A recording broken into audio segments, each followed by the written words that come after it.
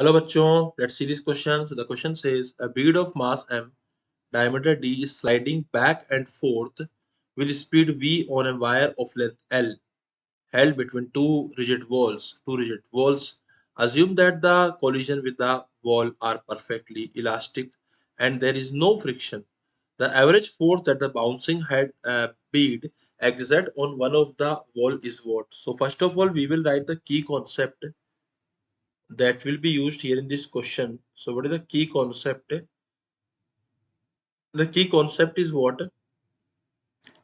Force is equals to, or we can say average force is equals to total change in momentum by total time taken. Okay. So this is my main key concept that will be used here in this question. And we can also write that perfectly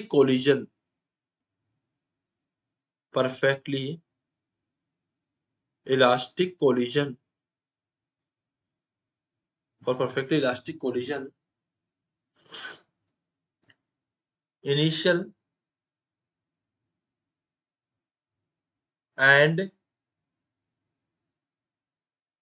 final speed will be same. Speed की बात कर रहा हूँ, speed will be same.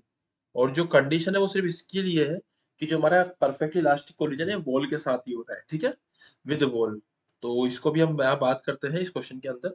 हम बात करते हैं यहाँ पे हो क्या रहा है कि जैसे हमारे पास में दो वायर थे, सॉरी एक वायर था दो वॉल्स के बीच में, एंड ये वायर कुछ इस तरीके से लगा हुआ था।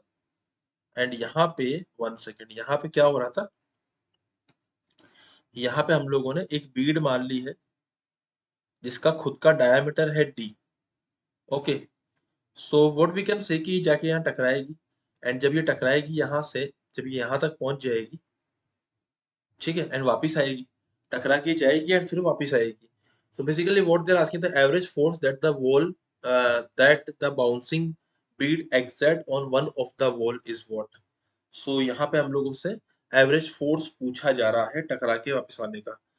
तो बेसिकली अगर इस क्वेश्चन को ध्यान से देखूं मैं, तो मैं आप क्या कर सकता हूँ, देखो इसकी स्पीड जो होगी वो v है और टकरा के वो v स्पीड से ही वापस आएगा। मोमेंटम में जो चेंज आएगा वो आएगा 2mv का।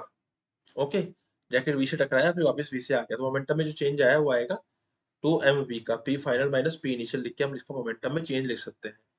अगर मैं बात करूँ टाइम का, तो यहाँ से यहाँ टाइम कितना लगा जब जाकर वापस आने में, तो जो बेसिकली टाइम लगेगा वो हमको लगेगा, देखो इसका इस पॉइंट से लेके इस पॉइंट तक के बीच की जो डिस्टेंस होगी, वो टोटल डिस्टेंस मेरी l थी, ये r थी और ये r थी, तो डिस्टेंस हो जाएगी l माइनस d। क्योंकि मैं जब l माइनस r और r करूंगा तो l माइनस 2r हो जाएगा, and 2r is equal to d। So जो टोटल डिस्टेंस आएगी मेरी आएगी वो l minus d। l minus d ही चला है, स्पीड थी इसकी v, तो बेसिकली l माइनस d गया और l माइनस d वापस भी आया, तो ये इसको टाइम लगेगा 2l minus d by speed v। If we write the force average, then force average is what? Total change in momentum by total time taken. What is total change in momentum? 2mv. What is total time taken? 2l minus d by v। तो ये cut जाएगा, इसकी value आएगी mv square by l minus d। mv square by l minus d। Option number 1 is my final answer. I hope you understood it well. Best of luck.